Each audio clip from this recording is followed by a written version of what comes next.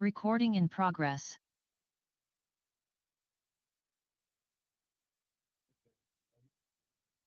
I hit the bell, so it's 6:15 somewhere. We're going to get started. Good evening, everyone. Welcome to the regular meeting of the Pacific Grove City Council. It's Wednesday, November 5th, 2025, 6:15 p.m. We're here in Council Chambers, City Hall, 300 Forest Avenue, Pacific Grove. I will now call this meeting to order, and I will note that all council members are present tonight, and that I will ask my colleague, Councilmember Walking Stick, to lead us in the Pledge of Allegiance.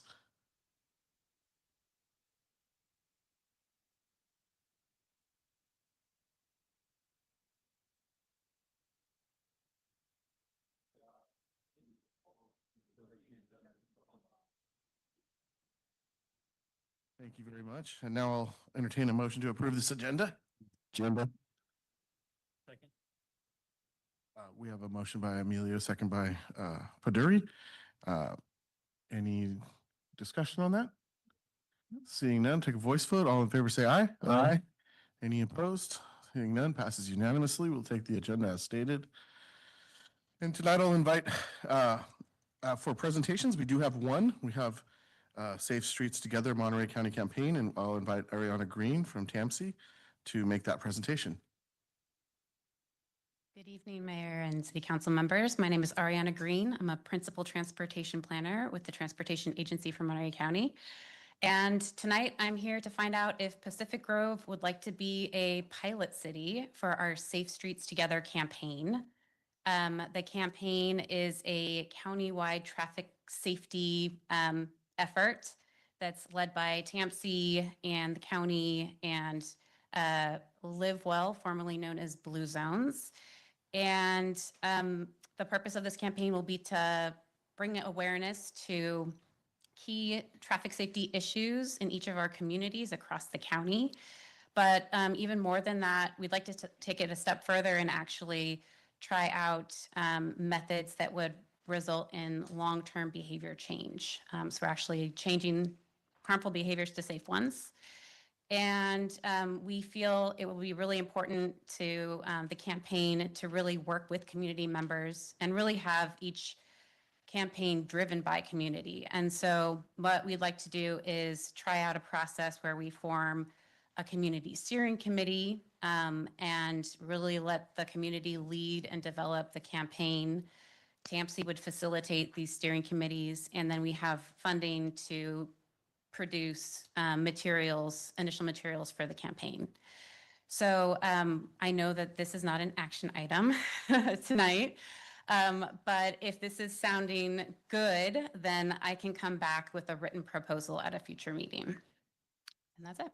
Thank you very much. Yeah, we'll have to get with the staff in order to get all that done. I don't want to run afoul of the procedures, but not having it on the agenda. But we appreciate the shout, and we'll obviously look into it, and I'll have staff work, or we'll have the staff work with you on that. Absolutely. Yeah, thank you so I just wanted to mention that this is a presentation only. We're not going to make an action, but I did want to call out that I'm technically speaking, I'm supportive of this. And just a quick question for me, like noting that we are going to identify these safe routes to schools, kind of like leaning towards that route, making behavioral change. Does that put the city at a I would say in a good spot to secure grants if we were to kind of change the infrastructure in those spots too? That's a really good question. I think that what this process working with the steering committee and the community, we're going to be focused on campaign and messaging, but I think it's also an opportunity for us to have conversations with community and for them to highlight areas that need infrastructure improvement or where they like to see infrastructure improvement. And because we don't have an official safe routes to school plan for the city, I think that we could document that and use that in grant applications.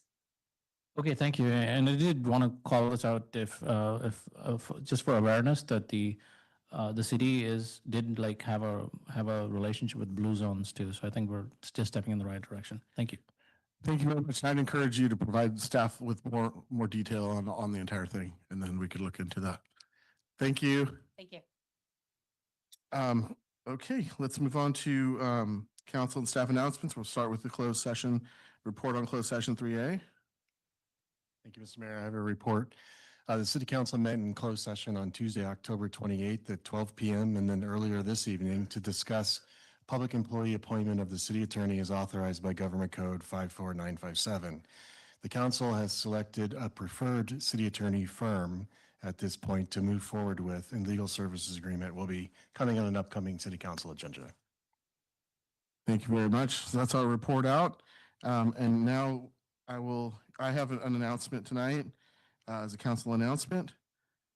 Richard Stillwell, a beloved figure in Pacific Grove, has passed away at 95. He was a dedicated firefighter, businessman, and philanthropist. He contributed to the community through various initiatives, including building the Tommy Stillwell basketball court and the Stillwell Children's Pool. A celebration of his life will be held on November 21st at 2 p.m. at the Methodist Church. In order to allow enough time to plan for a memory of Mr. Pacific Grove, as he was affectionately known, to be recognized by the City Council here, we will be asking staff to place a special presentation to the family on the November 19th agenda. And due to the timing of his death and our publication requirements, that is why we're doing it on that date. So that's just, that's my announcement for tonight. My thoughts go out to the family, and now we'll recognize someone else to make another announcement. Mayor Pro Tem Emilio. Thank you for that announcement, Mayor. On November 11th is Veterans Day, and we'll be honoring veterans that day. And all are invited to Veterans Day, November 11th. It's 11 a.m., November 11th at the Lighthouse. That's November 11th, 11 a.m. at the Lighthouse. And we're going to have a guest speaker and several other ceremonial things, but it's a great event. Invite all the public to attend. Thank you. Laura, Councilmember McDonald. Thank you. I also wanted to announce that the Climate Action and Adaptation Plan will be released for public comment later this month. So there will be a minimum of a 30-day review period. So just wanted to let people know to be on the lookout for that. Thank you. Councilmember Rao. Thank you, Your Honor. I just wanted to say thank you to the people who have reached out to me and my family in the loss of my brother-in-law. And he was also my surrogate father. And he was a complicated guy, but in the early 70s, he ran for city council in what was then a small town in the Central Valley.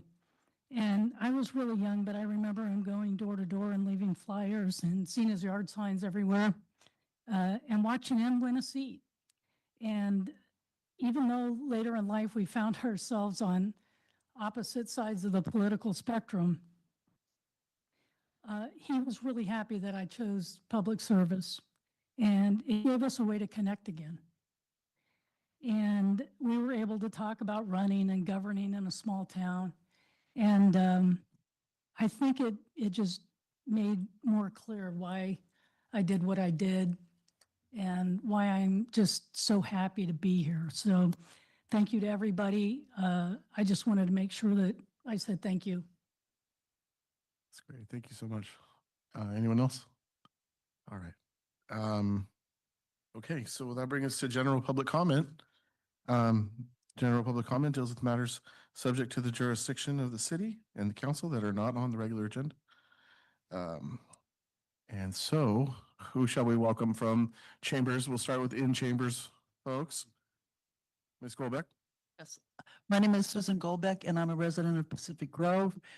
And I just wanted to say that I hope everyone comes to Richard Stillwell's celebration of life, because it was quite a life and he was quite a guy. And we'll really miss him, mostly because he was a lot of fun and did so much for the town that he loved.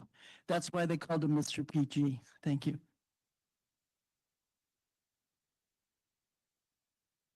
Good evening, Mayor, members, City Council, staff, public. My name is Mo Amar, and I'm here before you this evening to tell you how much I love and adore the new design of Kimpton Hotel downtown.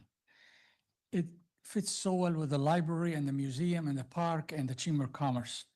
It is unlike what you're seeing in other communities to the north and to the south, cookie cutter, block buildings that could be anywhere in the USA. That is what Pacific Grove is all about. I want to thank the council for approving this project. I know 3 council members were on the council when this project was approved, and we rejected the cruise line design. Remember that? We said, no way. Pacific Grove wins a lot of awards for charm, quaintness. I think the charm is because of the people of Pacific Grove, and the quaintness is because of the architecture. And that's directly related to what you do, and that's why we're a winner. The design of this hotel is unique and it fits perfectly, and that's why people come here. Once the hotel opens up, I'm really happy to report I've had the pleasure of seeing the rooms and looking at what the room rates are going to be. I think it's going to be a game changer for Pacific Grove. We welcome all visitors regardless of their socioeconomic status. We love them. We enjoy them. We want to share the town with them. However, in this case, the clients who will be staying at Kimpton will be very high-end because of the rates and the type of rooms and service that's being provided. Secondly, and lastly, we are really fortunate that Kimpton did an excellent job recruiting a top-notch GM, and she's with us this evening, and I'd like to introduce Julia Chaland, who will say a few words. Julia. Hello, City Council members. Thank you, Mo, for inviting me here this evening. I really look forward to getting to know all of you and working with you to bring so many great things to Pacific Grove. As he mentioned, my name is Julia Chaland. I spent the last 3 years at Ventana down in Big Sur, and I was recruited to Ventana from Denver, Colorado, where I spent 10 years of my career with Four Seasons Hotels. So I'm no stranger to luxury hospitality and food and beverage. I'm just so excited to see this project come to life very soon. I also am grateful that I am joined by some of my team this evening. They're not going to come up here and stand with me, but that's okay. I have my executive chef, Aaron Rayer, who we recruited from Stokes Adobe. Give us a wave, Aaron. And I have Nikhil Escalona, who's going to be our director of food and beverage next to him. And then Gail Smith, who's my director of finance. So grateful that they're here with me. Our hotel, if you don't know already, is going to feature 99 guest rooms, a signature restaurant called the Caledonian, and many inviting public spaces like the beautiful courtyard right in the center of the hotel that's coming together quite nicely. We are currently in the process of building our team. When we're at full capacity, we're looking to employ 90 to 100 hospitality professionals. You know, I think Kimpton is really committed in the cities that they're in to be part of the communities that they serve. And as I mentioned, I'm just really excited to get to know all of you and be a part of making the community improvements as needed. As you know, the next few months, we prepare for opening at the end of January. It's a busy few months for us, but once we are open and have a little bit more free time on our hands, please let us know how we can stay engaged. That is all. Thank you. Thank you very much. We really appreciate the update. Yeah, you're welcome. Thank you. Any questions? No. No? Not this time. Thank you. Chop easy instead. So do we have something for the officers that we need to hit? Okay, got it. All right. Any more people in chambers wishing to speak? Please come forward, queue up. If you wish to speak, come forward. Thank you. I just noted that the clock is still at 7 rather than 6, if that could be remedied, and there's no light. So if someone could check on both of those, maybe it has to do with the timing. But yeah, that's all. Thank you. Which clock? The town Oh, and the okay. lights in the courtyard are not on, which just please be careful out there. Okay, thank you for the update. Going forward. Hey, nice to see you guys again, City Council. I was here a couple weeks ago, or maybe 2 months ago, something like that, to invite you to Pacific Grove Arts Center's 56th anniversary. I'm here yet again. Mr. Mayor, and esteemed council to invite you to yet again another event. So we're actually going to be holding Monterey County's first ever independent animation film festival down at the Pacific Grove Arts Center.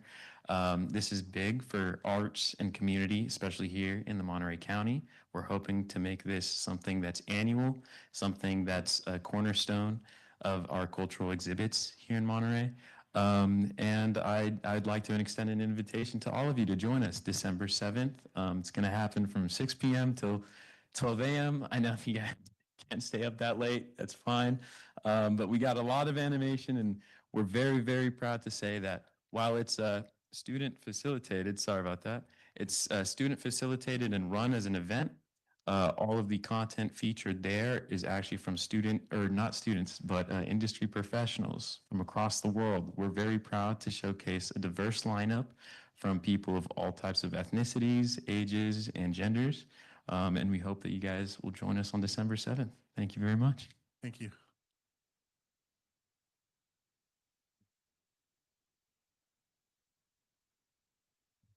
Hello again, everybody. My name is Jameson. For those of you who don't know me or don't remember me from last time, I was here with my fellow board member and festival director, Sam. I just wanted to, again, hammer in the warm invitation to everybody on the council and the entire city of Pacific Grove. This event is welcome to everybody, although the seats do cap out at 360 because of the Art Center space. So purchase your tickets as soon as possible, but that's beyond the point. I just wanted to also speak a little bit about the lineup that we're going to have that's going to be here in Pacific Grove. We have partnered with for housing support with the Sillamar Conference Grounds, and we have animators who have credits from Nickelodeon, Cartoon Network, Adult Swim, some stuff that people are very familiar with. One of them even worked on SpongeBob. So these are some pretty talented individuals that are coming to Pacific Grove for the weekend of the December 7th. So I also wanted to thank our sponsors, including the Arts Council of Monterey and Fairway Shopping Center, because they helped us make this event possible, and we appreciate their support, as well as Captain and Stoker and the Youth Arts Collective as well. So I just wanted to thank you all and hope to see you all there. Thank you very much. Thank you. There'll be flyers for that event at the back. Go to the online callers now. Phone number that ends in 902. Hi, this is Nina Beatty again. From November 11th to 16th, the Monterey Bay Aquarium plans to conduct high decibel sonar surveys of the Monterey Canyon edges and floors. This area, as you know, is rich with marine life, which is very, very vulnerable to these high decibels. The aquarium is doing this for topographic mapping, despite the known harm. Jay Murray, many of you may have seen his letter in the Carmel Pinecone, and it was a reminder of how toxic these sonar surveys are to the ocean and all its marine creatures. The aquarium's new research vessel, the David Packard, uses 237 decibels. It's much higher decibel levels than its previous ship's equipment, which was already blasting at Saturn V rocket levels. This will maim and kill marine life from plankton, fish, otters, jellyfish, dolphins, including the unique and rare creatures that live in the canyon, including those specially adapted to the depths. What the aquarium is doing can be done with other means that do not harm marine life or not be done at all. The ocean's health is critical, and these are anti-science and anti-ocean actions by the aquarium. And with the bay already impacted by the Navy sonar, it's critical that it isn't compounded by the aquarium and other companies that do these surveys. Pacific Grove is dependent on ocean-based tourism, including scuba diving and the aquarium. As the aquarium's practices become known, including that it has captured and implanted hundreds of otters with radio transmitters with known health impacts and no public review or consent to this animal abuse, people are going to cease to visit the aquarium and then cease to come to Pacific Grove. An unknown number of otters have died in the process of what the aquarium's been doing, and this can impact PG's economic future. So I ask the city of Pacific Grove and the public to, if the aquarium is resistant to making any change in their policy, then we really have to boycott the aquarium, because this is so antithetical to any of us who care about the ocean and its health. The ocean is critical. And if it's going to be abused by the aquarium is not a good actor. And they need to have the repercussions, economic repercussions, and the reputation that of what it's doing. Please, please take action against what the aquarium's doing. It's the 11th is when this is going to be starting, and that cannot be. It just cannot be. Thank you.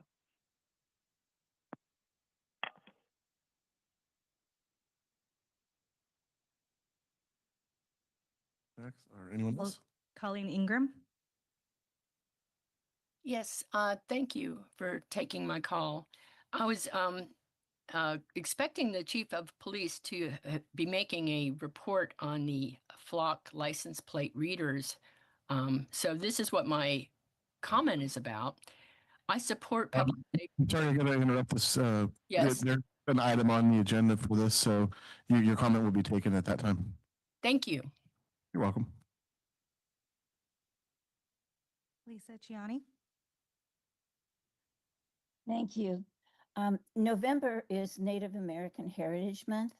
I hope council members and all the public will make an effort this month and beyond to learn more about the indigenous ancestors of Central California and the concerns of their descendants, working to restore their culture and practice traditional stewardship of land and water, which can inform responses to climate change.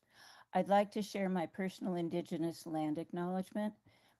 Excuse me, Pacific Grove has been inhabited for thousands of years by Native peoples. I gratefully acknowledge that we are meeting on the unceded traditional homelands of the Ohlone, Costanoa, and Esalen Nation and their ancestors. I respect and want to honor the diverse indigenous peoples who are the original stewards of the land on which we're meeting. Ocean, which is the Esalen pronunciation of the acronym for Ohlone, Costanoa, and Esalen Nation, respect Mother Earth. Their ancestors followed sustainable land use practices. I respect the elders, past, present, and emerging, for they hold the memories, traditions, culture, and hopes of the Esalen people. I hope Ocean will someday have a greater presence in Pacific Grove and can share with this community as they themselves continue to learn their native language and culture that were prohibited for so long, and their traditional ways of life. There is so much to learn from them. And I wanted to let you know, there will be a list of local events for American Indian Heritage Month is another name for it. Currently, I've learned that the list will be on a website developed by photographer Michelle Magdalena called, let's see, at michellemagdalena.com, or maybe magdalena.mag.com. I'm sorry, I just learned about this today. That it's a local arts and culture magazine, but I'm sure there must be a list online in general as well. Thank you for letting me make this land acknowledgement. Thank you. Jane Haynes. Good evening. The public was told that there would be an announcement at the outset of tonight's council meeting about the council's choice of a city attorney. I haven't heard such an announcement. I respectfully request that someone please make the announcement so that the public will know whether the city council has decided to make the appointment of the new city attorney as a public employee or as an independent contractor functioning as a city officer. That's what I request. Thank you. Good night. Thank you. We do not have any more online public comment. Okay, thank you very much. Going to go ahead and close general public comment, and I recognize city manager. Thank you, Mr. Mayor. I was a little bit asleep at the wheel earlier when we went past this section, so well, thank you for backtracking. We have some safety information to talk about tonight, and it's actually more on the positive side. As many of, this is a little bit bittersweet, but as many have heard, Chief Miller from Monterey Fire is retiring at the end of this year. So we found that out late last week. But the good news is today we found out who the new chief will be, and he is Assistant Chief Moore, and he's been with the department since 1997. He's with us tonight, so if you'd like to say at least say hello really quickly, that would be great. Also, he can tell you how many years, but you've been in PG for quite a long time, right? So we, like I said, bittersweet. We have good news, and that we have another great chief ready to step into the role. Good evening, Mr. Mayor, Council. Sorry. Very humbled to be standing before you as the 14th Fire Chief of Monterey Fire and the first internally promoted fire chief since 1980. I actually started my career here in Pacific Grove as a volunteer firefighter in 1995, got hired in Monterey in 1997, and have been there ever since. So I take a lot of pride in that. I take a lot of pride in representing the men and women of the Monterey Fire Department and also to serve the community which I live. I'm born and raised in Pacific Grove. My wife and I live here, raise my children here. So I have a lot of pride in that. We've had a great relationship with the city of Pacific Grove since 2008, and I look forward to that continued relationship. So thank you, and I'll be seeing you soon. Thank you very much, Chief.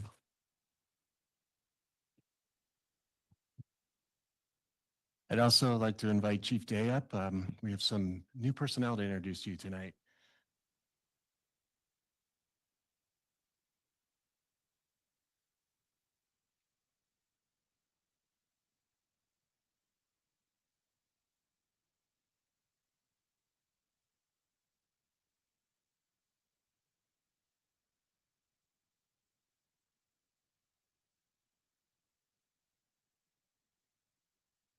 I got to have it in order here. Good evening, Mayor Smith and Honorable City Council. It's my esteemed privilege to introduce 3 brand new experienced lateral officers to the PG family. First, right here to my left, I have Officer Sonny Picasso. Sonny is a Salinas native who is coming to us from the Hurricane Police Department in Hurricane, Utah.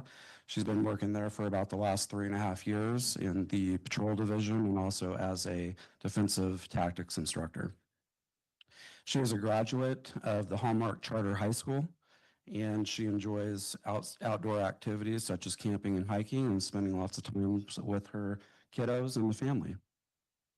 Next, to her left, I'd like to introduce Officer Alex Burnaby. Alex is a Fresno native, a graduate of Clovis North High School. He is coming to us from the Auburn Police Department in Auburn, Washington, where he's worked for the last 2 years in the patrol division. He holds a bachelor's degree in criminal justice and also enjoys outdoor activities and spending time with his friends and family.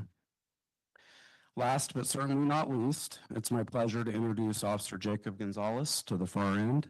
He is also a Salinas native and a graduate of, I hope I won't butcher this, Elisol High School? Elisol High School. He has approximately 8 years of experience. He's worked with the Greenfield Police Department, Watsonville, and King City, and ironically enough, also enjoys outdoor activities and spending time with his family and kiddos. So I just want to say of these 3, I am especially proud of them. They are on the field training program and they are killing it. They're doing a fantastic job out there and they are getting their training wrapped up in short order. And so the department looks forward to seeing kind of what deployment is going to look like and benefit from their combined experience. So there's really no doubt in my mind that the citizens of this community are going to, essentially the level and amount of experience they're bringing is just super huge for our community. So there's definitely a different level of service when you're dealing with officers who have been in the field for a few years compared to those that are just coming out of the academy. There's that learning curve. So again, very proud of them. I'm going to invite each 3 up to the podium just briefly to make a few comments, and starting with Sonny.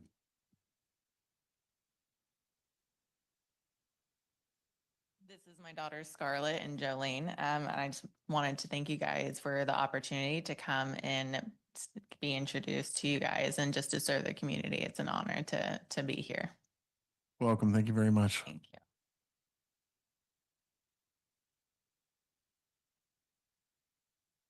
Alex Burnby, thanks again for having us. It's nice meeting you guys all for the first time. I've been on patrol here for the last 2 weeks. Definitely learned a lot and excited to serve the city of Pacific Grove. I live here in the city, so I take it to heart when I'm contacting the community members, and it just means a lot to be able to serve the community that I live in. Thank you very much. Welcome. Jacob Gonzalez, nice to meet you guys. Thanks for the opportunity to work for the city of Pacific Grove. I'm a native to the county, and I've been here on field training for about a month now. Looking forward to being out there solo and helping the community, build a relationship with community policing and go from there. Thank you so much. We appreciate it. Welcome to all of you. Thank you, Chief.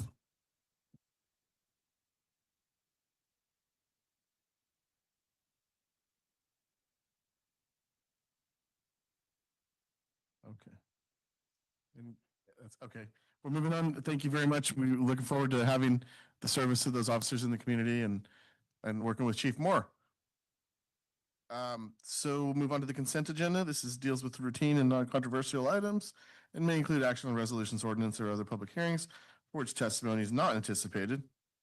So at this time, I'll ask if anyone online or in chambers wishes, or I'm sorry, council members wish to pull any items first. Get first cut. Okay, and then anyone in chambers or online wish to pull a consent agenda item? We have one taker. Ms. Haynes?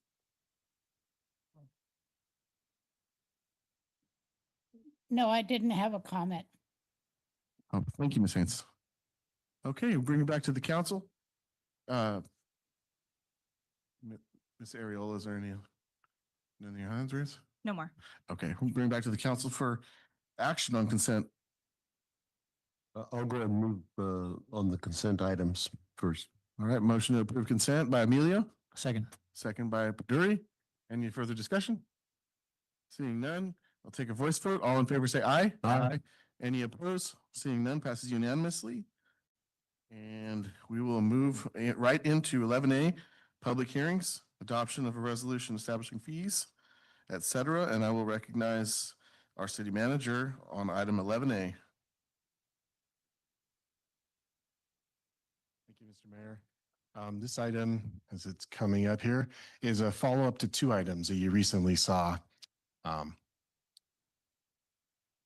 here. There we go. First slide, please. So at the here we go. September 17th meeting, the council approved an ordinance that authorized the hiring of a outside hearing officer for our admin sites and for our parking tickets and basically those two items. So with that, also comes new fees that are going to be needed. So we've gone and we've researched with a firm who provides these outside services. So this firm is called Turbo Data. And so for this category of things that we're bringing to you tonight, these are new fees. So we go to the next slide, we'll talk about the next category of fees. And as I mentioned, there were two different items that are coming together here. On October 15th, the council also provided direction regarding the city's resolution memorializing our potable water. Within that, we also discussed whether we should further discount the entitlement water. We've been at 30% for quite a few years of a discount. And with the new potable water coming online and reallocating the water, the council discussed and thought it makes sense to give it the shot of going to 60% discount, at least through the end of this fiscal year. So we can revisit that decision at the end of this fiscal year. So if you go to the next slide, please. This slide just memorializes the fees that we're actually establishing as of the action tonight within the resolution that you'd be taking action on. So the first one is the hearing examine officer, and these are for parking citations only. There'd be a charge of $40 per request to have a hearing. And then on other types of administrative citations, things that might come out of code enforcement, leaf blowers, other violations that might be happening, that per cost hearing would be $50. So the applicant, or we'll say the appellant, I guess, who files for this application will need to pay that fee in order to have their appeal heard by the hearing officer. If they go to the hearing officer and they win their case, then we'll have to reimburse that cost. So this is, again, is a straight pass-through. So the city is not keeping any of this money at this point. And the other fee that's being adjusted again is we're just changing that 30% discount to 60% discount through June 30 of 2026. And that concludes the presentation. All right, we'll go ahead and go out to public comment on this item.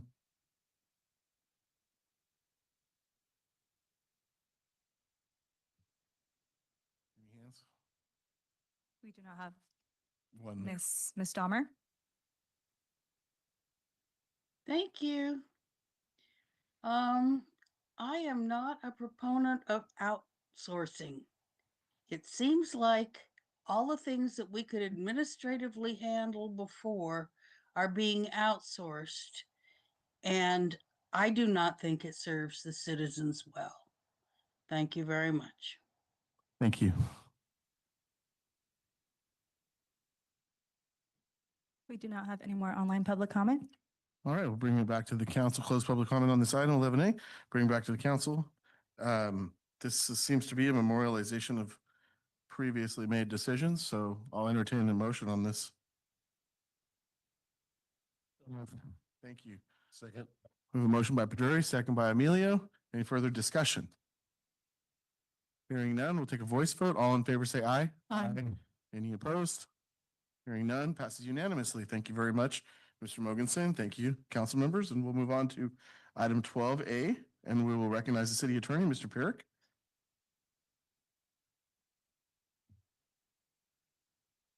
Well, thank you for recognizing me, Mayor. Appreciate that. You got it. So this item is the historic resources inventory and the issue of property owner consent. And if we get the next slide, please. So by way of background, there was an agenda item on September 17th of 2025. Councilmember Garfield had submitted that.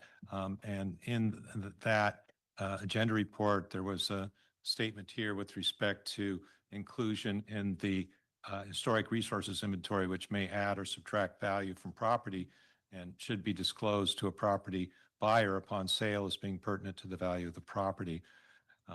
Also says that to include a property on the inventory without the owner's consent can add complications, cost, and negatively impact the value of that property.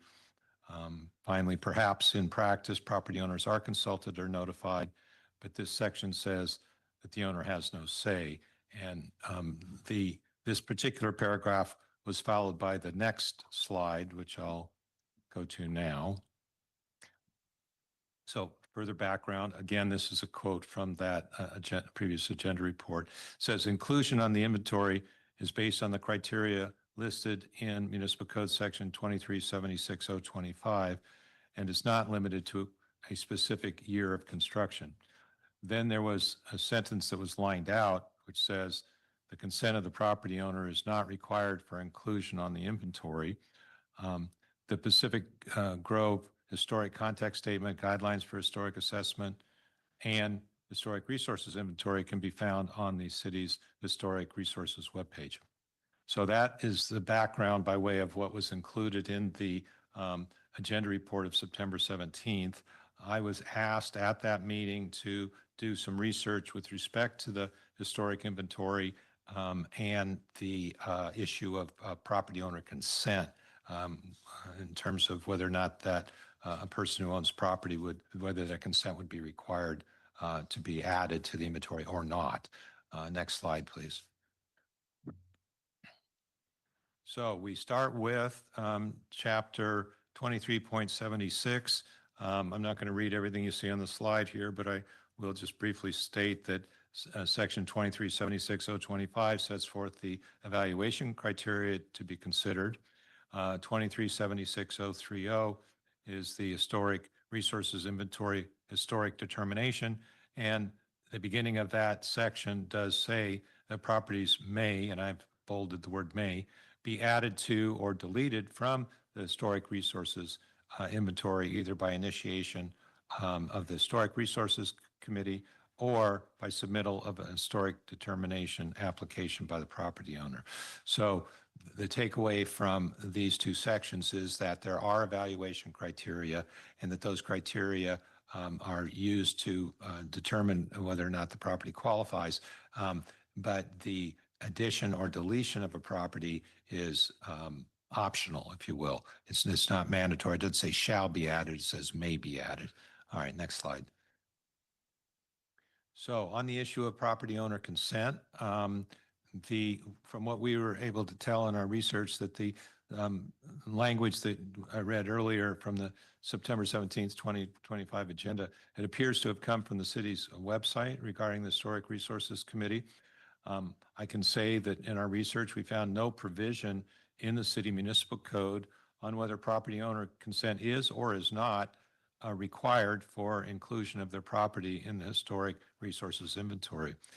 So a spoiler alert here. As explained below, we have concluded that the city may include a property in the historic resources inventory without property owner consent.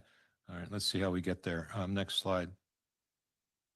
So the law is, and this slide goes through it, California law requires owner consent for property to be listed as a state historic resource, and there's a citation there. And under federal law also requires owner consent for inclusion of the property on the National Register. However, there is no California or federal law which imposes the consent requirement on cities, nor prohibits cities from including properties on local inventories without property owner consent. Next slide. We also reviewed the case of Penn Central versus the City of New York. Some of you may have heard of the Grand Central Station in New York, and that was the subject of this lawsuit. The property owner and what the city's law imposed on that were some development restrictions on that historic structure. The property owner filed a lawsuit alleging that the law which imposed those restrictions constituted a taking of its property. The United States Supreme Court held so I guess I must have really meant that. It says local regulation of landmarks and historic districts falls within the scope of permissible government objectives, and the city's law was constitutionally valid because it provided the owners with a reasonable beneficial use of their property while fostering an important governmental purpose. All right, next slide. So during the course of our research on the issue of property owner consent, we did find some information with respect to how the city of Palo Alto addressed that issue. And while there is no law that requires property owner consent for inclusion on a city's historic inventory, that would include any city, we did find that the city council in Palo Alto recently exercised its discretion to not include property in its historic inventory without express property owner consent. The city decided not to designate property as historic if the property owner did not consent. Of the 160 properties that were studied by the city of Palo Alto, there were 147 that were found to be eligible. There were several hearings before the city's Historic Resource Board, and then the matter came to the city council. The city council, at its meeting on April 22 of 2024, voted to advance just 13 private properties due to the property owner opposition. And I attached the staff report from the council as an attachment to the agenda report. I will mention that when they say that it was due to property owner opposition, either if they affirmatively opposed it or did not respond to the inquiry, that was considered to be opposition. The only ones that were considered to be consenting were those that affirmatively said that they would agree to be added to the historic inventory. Next slide.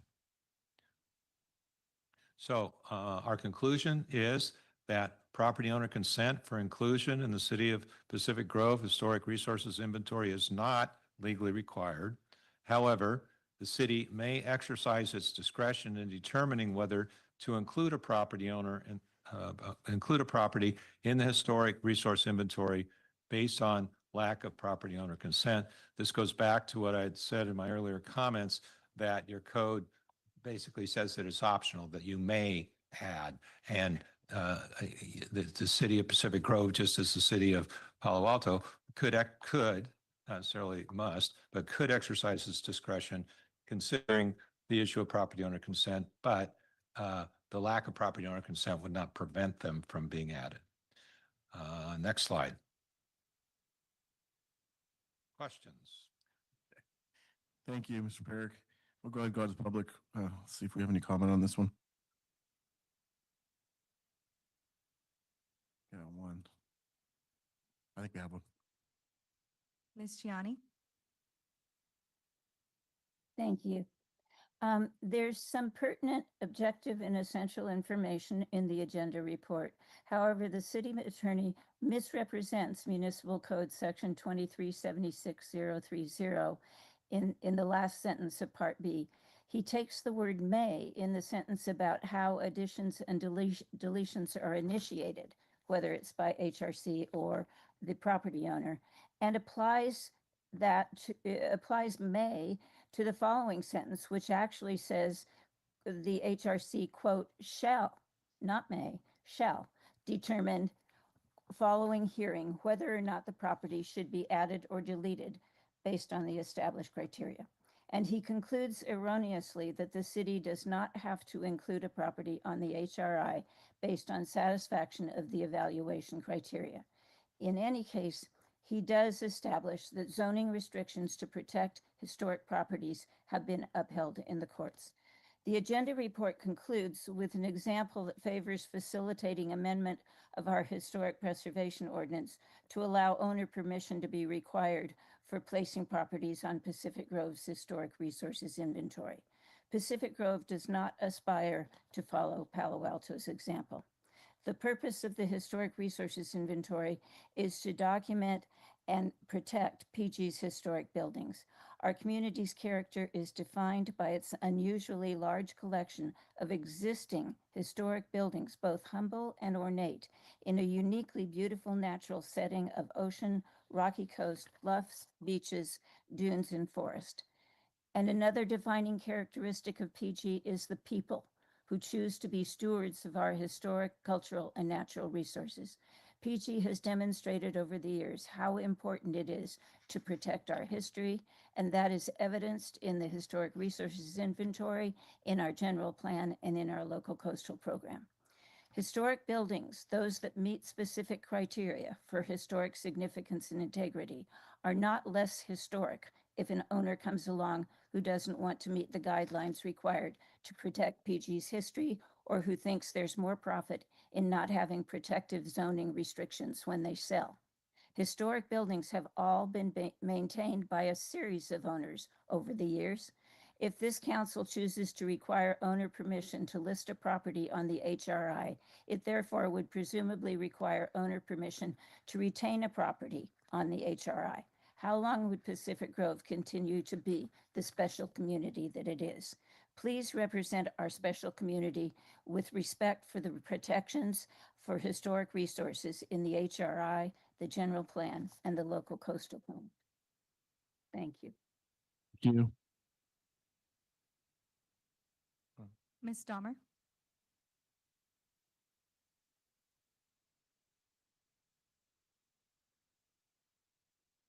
Thank you.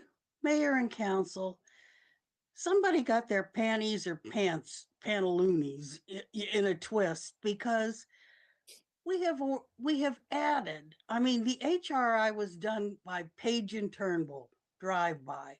The only thing we've done with it is deletions, or to evaluate them historically to say they remain on it. Lately, we have actually added a few, and it's the owners who brought them forward. Our ordinance is just perfectly fine. No, it doesn't require the owner's consent. However, adding it has historically been here that the owners did request to add it, and it still has to be evaluated for the historic guidelines. It still has to go through the evaluation process to be added. So I think this is one just best left alone. And no, we are not Palo Alto. I think that is clear. Although emigres from Palo Alto have bought second homes on my street this last year. But other than that, no, we are not Palo Alto. Thank you very much. Thank you.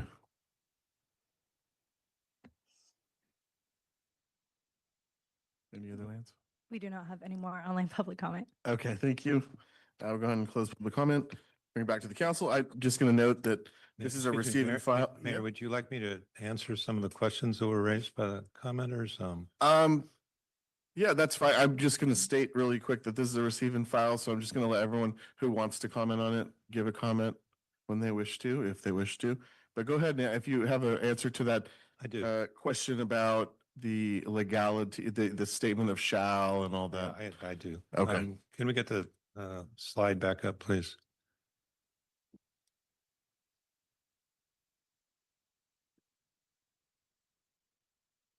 There you go.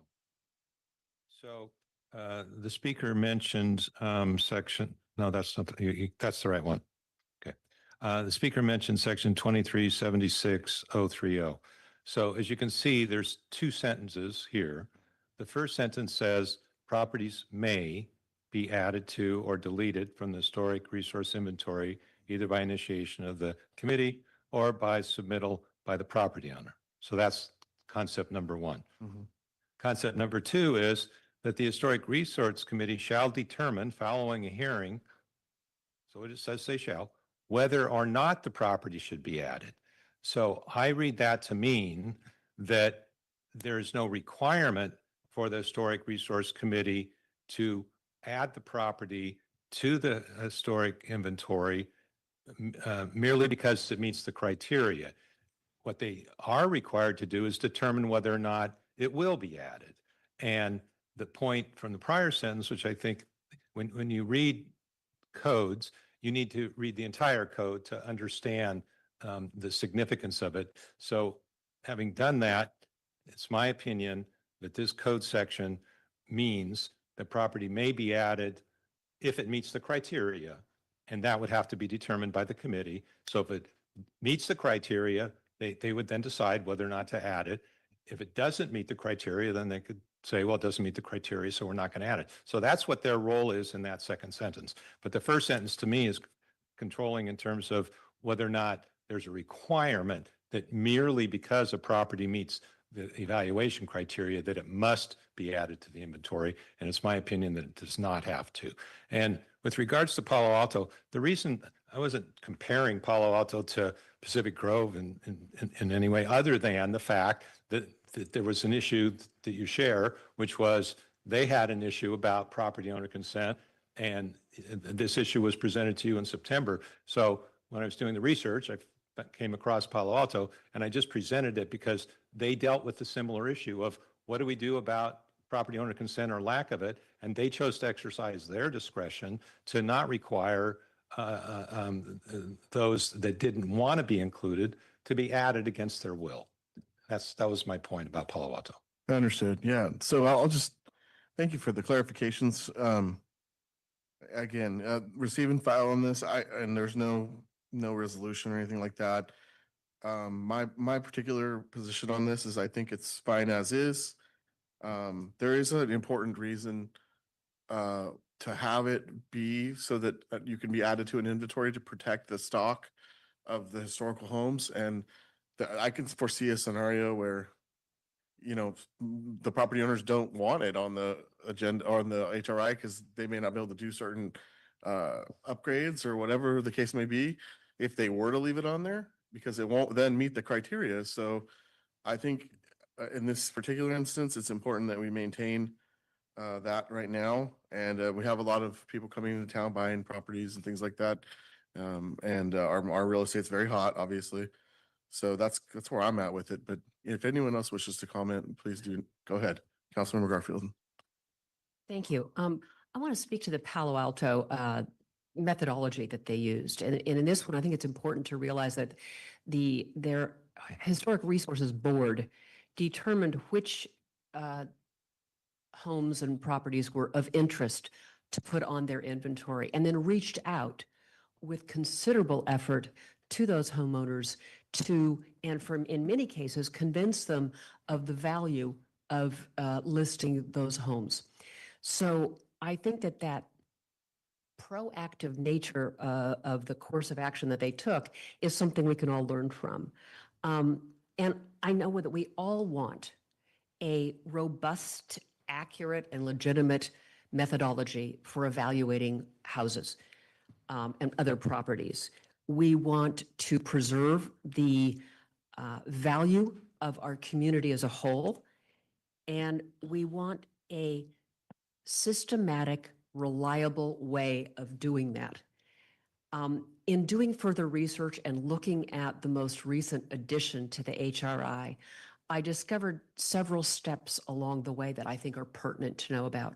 One, if a property owner wants their property to be listed, they pay for a historic evaluation and then bring it to the HRC. In doing so, they sign an indemnification agreement that holds the city harmless, whether a property is put on or put off the inventory and any consequences thereof. That tells me that there are consequences, and this indemnification agreement is a step that's necessary for the property owner to take. What the description listed in the code does not describe that thoroughly. It also does not describe what is the course of action when the staff or the HRC itself brings to the HRC and a property that they feel needs to be listed. There is no systematic step-by-step of what gets done. And I think it would be important for all of us and going forward to define the processes, to define how many of the 9 different criteria are needed to put something on a list. There are 9 criteria, 1, 4, 7, but some could be on there just because they have one stellar example, but that's not specified. And I think it's very important that we ask the HRC and staff to codify the processes that they are using, including who pays for and who has to authorize a historic statement. That determines whether things go forward. So I know it's a receive and file. I ask you for your suggestion on how we can give direction to staff to help the current HRC codify their processes in a way that makes it replicable from time to time, from property to property, and committee to committee. What do you think? Yeah, I'm happy. Specifically? Well, y'all? Okay, yeah, if anyone wants to answer that, go ahead. My response would be, if it's not broken, don't fix it. We are creating an issue where there isn't one. And we would suffer enormous dire consequences for changing the HRI structure to limit the houses that can go on there. I believe we would suffer, as Palo Alto has begun to suffer and will continue to suffer, and lose their historic inventory, as Palo Alto is already starting to suffer those impacts. So I move at this point that we receive and file the agenda report and take no further action. Thank Do we you. have a second? Okay, motion by Walking Stick, second by Amelia. Further discussion?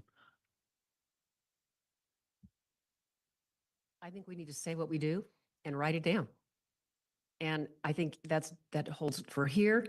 And if the practices are solid and they're working, write them down, encode it, and correct the lack of specificity that exists in the current code. It's an edit. It's not a change. The HRC may decide that the practice they use for homeowner-initiated listings is solid, and I defer to them on that, but it's not written down anywhere. I mean, I could argue that, it's if it ain't broken, don't fix it, I think is a fair position on this. And also, it's not a it may not be a priority of the council to take that up right now when we have a lot of other priorities. As you pointed out previously in previous meetings, we would have to prioritize. So, Could it be a priority of the HRC and they take it from there? Could that be something a committee does in and of themselves without us directing them to? I mean, it could be anything, you know, but I just, at this point, I'm with Councilmember Walking Stick. Yeah, Councilmember Paduri. Yeah, I just wanted to mention that we do have a discussion, we are discussing an agenda item where we're combining two committees. And I think we should evaluate how those committees operate in conjunction with each other as a singular board and see if this topic comes up as part of that discussion. Because I think that you have valid points. I just don't know whether it is right at this point in time to decide what we're doing on this when we're deciding on something else where we're merging two boards. And I think if we're adding to the mix here, it just makes it a little bit complicated. So my view is just wait and watch for how the new committee kind of like pans out before doing anything else. And I would just say to counter that as we're putting this together, we should look for ways to make it more clear. And I'm not saying that this means that more houses, are removed or more houses are added. I think writing the process down is it's not a stretch. Let's write the process down so that everybody understands it. So then every January, when we get new members onto a board or commission, everybody is going off of the same playbook. Because if today the board says, yes, that house should be on, and then, a year from now, a different makeup of the board says, no, it should come off. I mean, we really need to go back and look and have a firm, understanding of what's going on or off. And I don't think that this, just I think to rest assure the public, I mean, nobody wants to see our historic resources diminished. I mean, we love our town the way that it is. But I think also making clear of what that process is so that any homeowner can go and look at and see what the process is to either put it on or take it off. I don't think that's a bad thing. So, maybe to Councilmember Paduri's point, we do move forward eventually by, the next discussion. But I think that's where we get into trouble is that when things are specifically vague, then people make, wiggle waggle decisions. So I'm always a fan of specificity, but it's just me. Wait a minute. Okay, so I think we got it. We have a motion on the floor. We're going to just take a vote on that. But I will say that this could come up in the context of the next item. So it probably will, because we are formulating a new committee and it has the same powers. Maybe. And if not, then we'd have to take it up at a different time. But I would. We do, it's second, yeah. It's been taken, so should we just take the vote? Okay, roll call vote, please.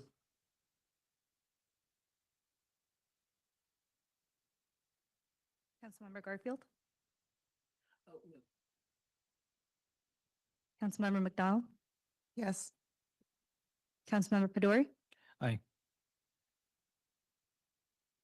Councilmember Rao? Aye. Councilmember Walking Stick? Aye. Mayor Pro Tem Emilio? Aye. Mayor Nick? Mayor Smith? Yes. Motion passes unanimously, 5-1. No, I said No, no. sorry. Motion carries 5-1 with Councilmember Garfield dissenting. 6-1. 6-1, Okay, we got it. 6-1. I'm getting there. Do you want to break? I can count. Okay, so we're now at 12B. Now we are here at the merger item, ARB HRC. So we'll continue to talk about HRC and also now ARB. John Biggs, Community Development Director. Go ahead.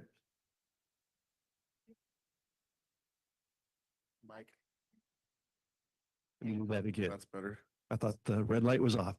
Good evening, Mayor Smith, members of City Council, John Biggs with your Community Development Department. We're here this evening to do a check-in with the City Council. We received some direction from the City Council at your meeting back in August on the combining of the Architecture Review Board and the Historic Resources Committee. We wanted to come back to the council this evening just to make sure that we have the makeup of the committees correct based on the meeting back in August and the feedback that I think was given to staff a couple of meetings ago based on an item that Councilmember Garfield brought up. Next slide, please. Thank you. So in terms of the committee membership, it would be a committee made up of 7 voting members.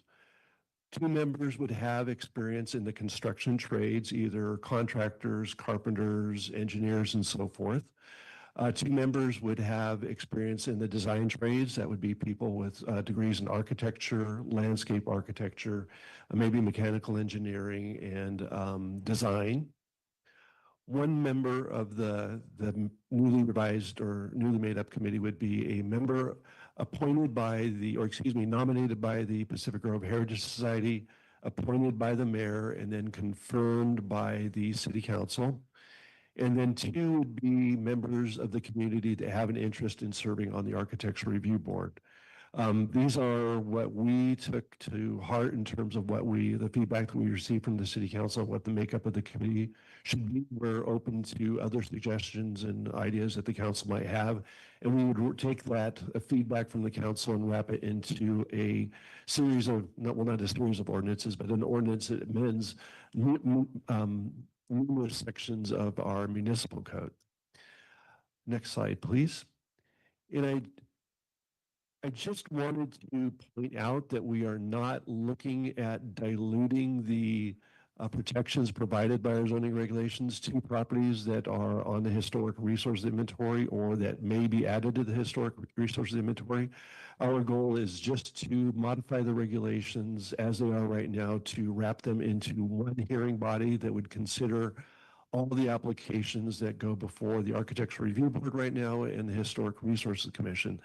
Those include historic demolition or historic demolition applications, historic determinations on whether or not to add a property to the historic resource inventory, historic preservation permits, which are incentives to a historic property that gives someone exceptions to our municipal code that would typically be for the property that's not on the historic inventory, have to go before a planning commission for a variance or a use permit. It would also entail historic relocation permits, initial historic screenings, and then, of course, the architectural review design approvals that would be for properties not only on the historic resource inventory, but also for properties on the that are not listed on the historic resource inventory. So it would be one committee charged with doing the review for all the design, all the historic preservation efforts that are being conducted in the town.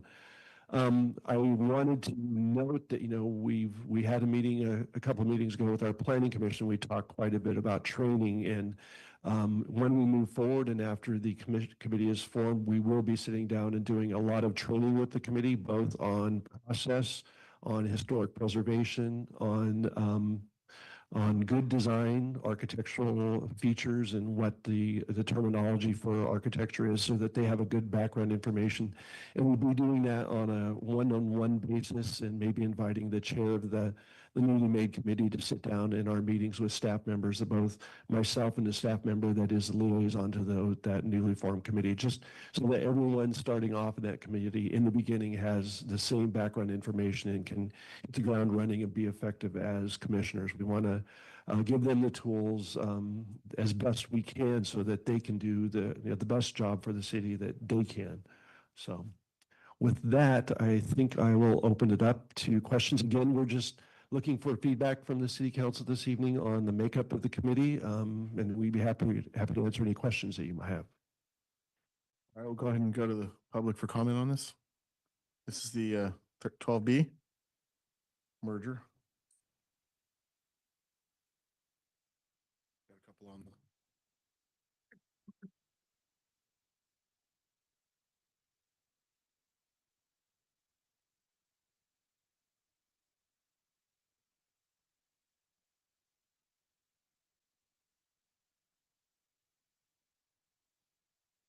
Ms. Gianni? Thank you. The description of proposed membership criteria for the contemplated AHRC and the responsibilities of such a commission illustrate exactly why such a combined commission doesn't make sense for Pacific Grove.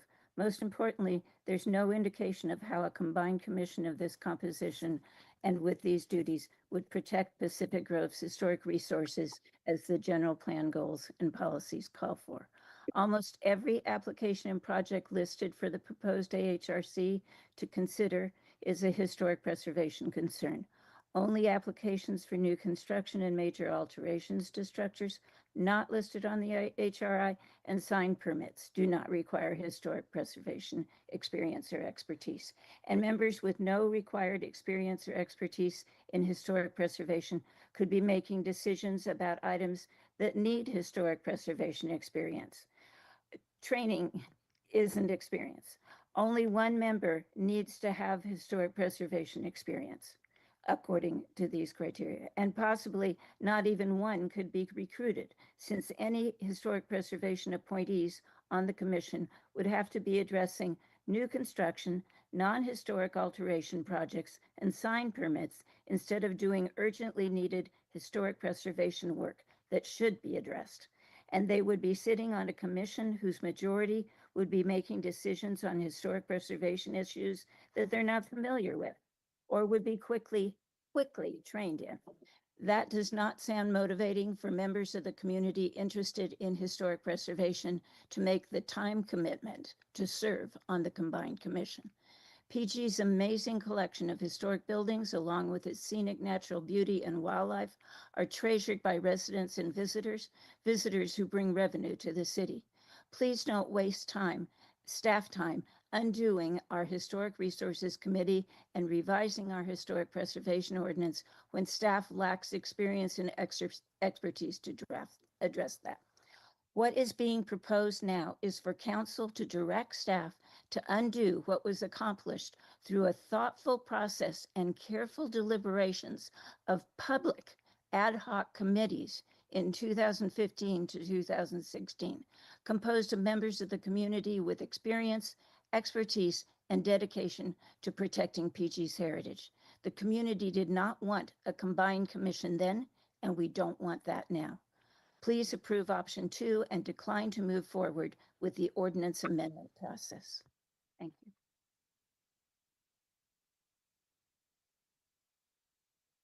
Kim?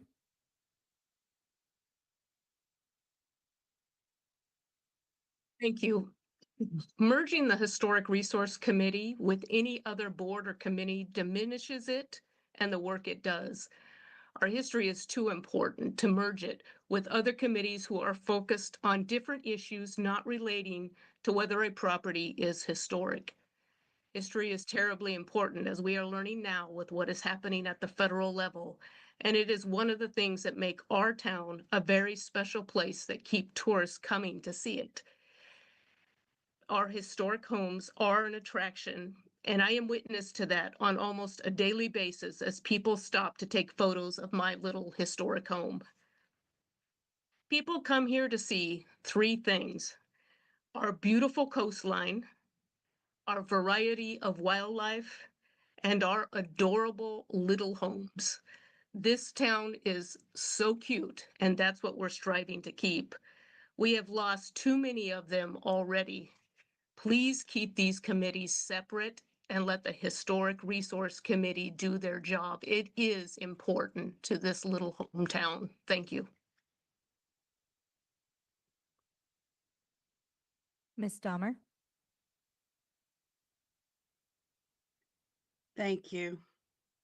One thing's abundantly clear is that this mayor and and our community development director are out to demolish the East Wing.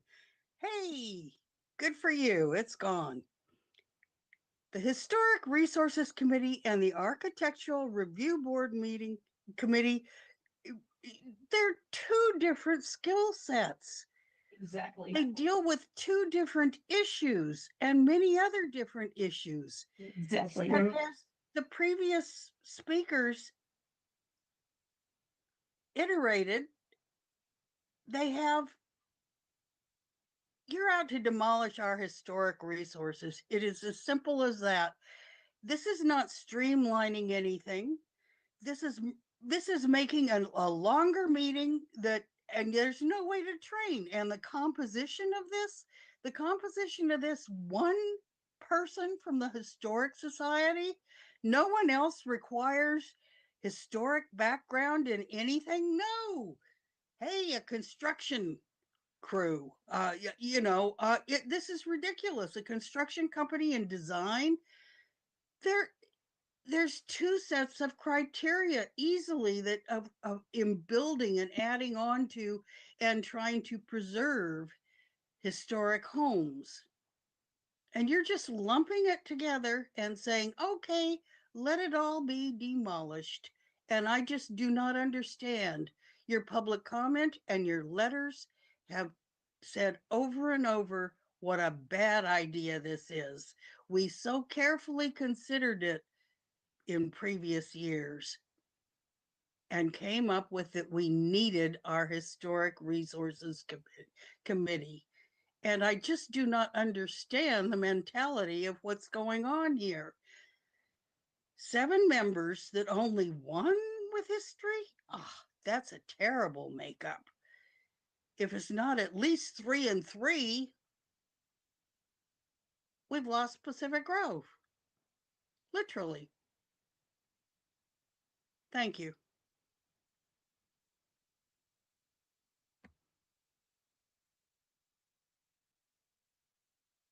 Anyone else? Oh, we have Mr. Teal. Mr. Teal?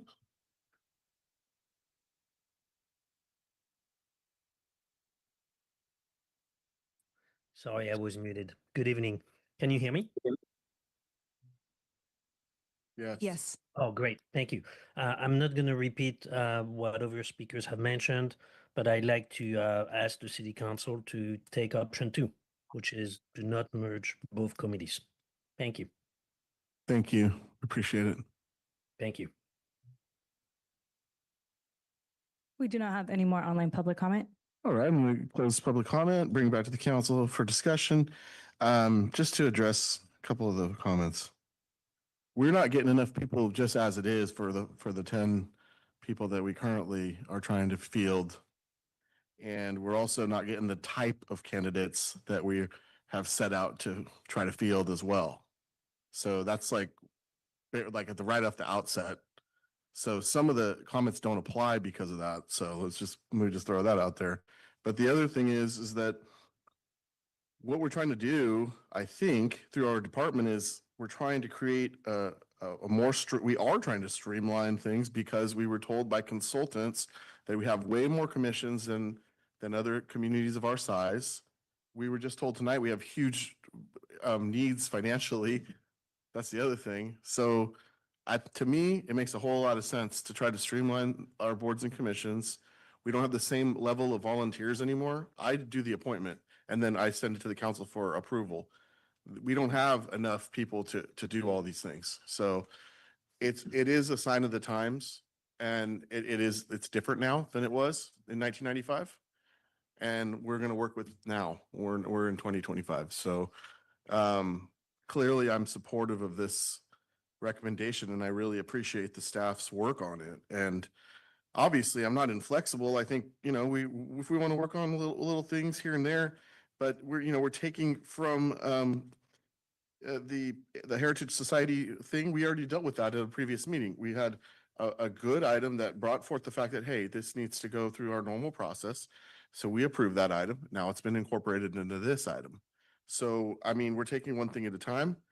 I think if we do this, we should look at the criteria as we just talked about on the previous item. We should look at that criteria and dust it off and see if we can get it on paper. Of course, if we're going to do this, we might as well take all of that when we do it all. So I think those were good ideas. But, and I'll shut up in a sec, but the same focus and the same duties are going to be performed. We're not lowering the bar at all. In fact, I think we're probably going to raise the bar, to be honest. So that's my position on it. It's different than what I heard previously, but that's my position. Mayor Pro Tem Amelia. Good agree with you. I went back on the last several minutes of HRC and ARB, and they started at 3 o'clock, which is, I'm on a couple of committees other than them, and they were done by 3:30, and there was only 3 members of the past 4 different meetings. Only 3 members showed up. So to me, this makes a clearer picture as a one council, and the mayor already mentioned, I had my notes too, that we did get the consultant saying too many boards and commissions for the city of our size. But this is a cost-saving measure, I think, in regards to, not cost-saving measures, but by combining this, it's going to make it more efficiently. And the only thing I was going to add was let's try it for a year. Once this committee's formed, let's try it for a year and see how it goes. And that's my thoughts. Thank you. Councilmember Garfield, you can got you next. Yeah, thank you. I wanted to just propose some wordsmithing on the 2 members that are in construction and 2 in design trades. You've said that all of these should be residents, but the HRC does not require all of the appointees to be residents. So I'm wondering if we might get better pool if the construction and design trades, one of each could live outside but do work in Pacific Grove, so that we'd have a familiar with the community, but it would give us a larger pool of people to draw from. So my proposal is to just say, is it 2 are in construction and 2 in design trades? One of each could be non-resident, but familiar with working in Pacific Grove. That gives us 5 people that are residents and 2 that might not be. And improves if you add in with construction and design trades are, I wouldn't use the word required, but are expected to have experience with historic work. That adds some emphasis within those folks there. And I would go, and I truly appreciate what you said about training, because I think training gets everybody consistent and replicable and defensible. We are giving this committee and all of these committees a legal process for permitting for the city. They are our agents, and we need them to be responsible and the best they can be. So training them is the least we can do for that. But in that point, I want to ask you, going back to the previous thing about encoding current practices, do you think it would be better to encode what we're currently doing or use this committee to design a process that you think works even better?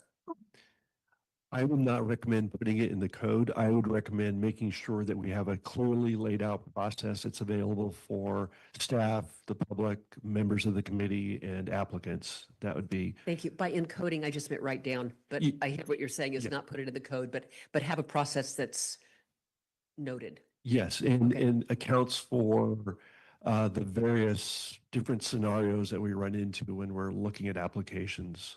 So. Thank you. I think that's a good one. And then you also said that this combined AHRC would do initial historic screenings. Who would do that? And so right now, the Historic Resources Commission, let's say we have a project that we, let's say at the staff level, notices that there's something about the property. Maybe it was designed by a famous architect, or maybe somebody famous lived there, but it's not on the HRI. We would go to the HRC right now and ask them if they would like to initiate the process to have it included on that HRI. If they were to agree, then we would go through the process to make a formal recommendation to the HRC to have them add it to the HRI.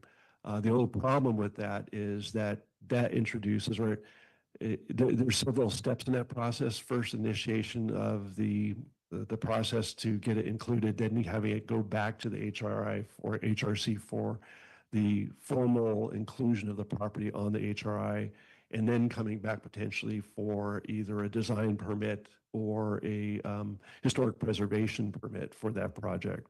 So that's where if we had a combined committee, you would have a committee being able to possibly take all those actions at one meeting, where right now we're not sure what the HRC will do on those particular cases. So they might go to HRC, be told, no, we don't want it on the HRI, go back to the Architecture Review Board for what you want to do. So that's where we're trying to clear up in the process. Thank you. That's all I have. Councilmember Rao. Thank you, Mr. Mayor. Mr. Biggs, does this change the code at all with allowing people to just demo because they want to? I mean, can somebody just do that?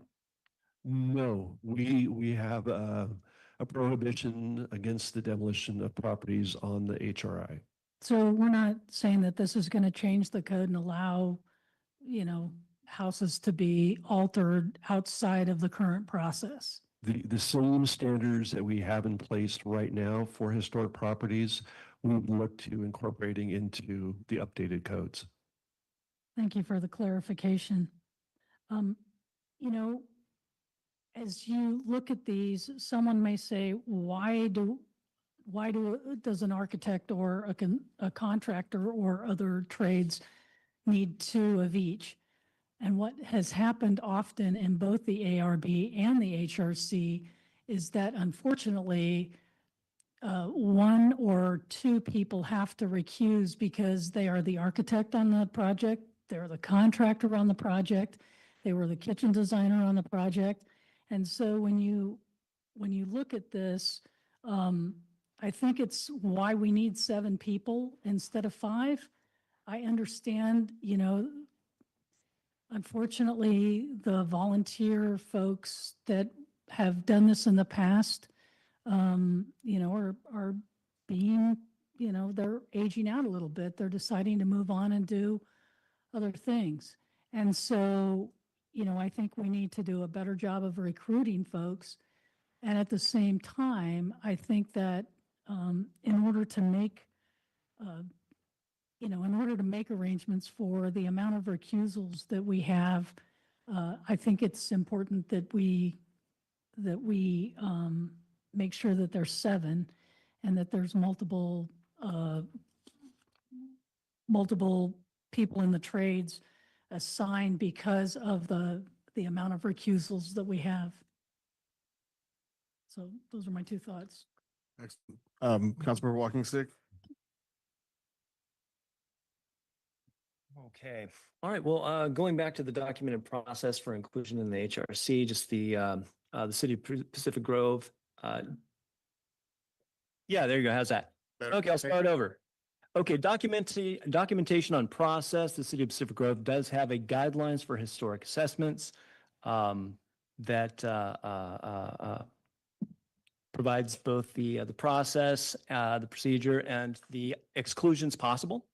That is found on the historic resources city page. So we've got the process itself documented for both the city and the whoever is doing the evaluation.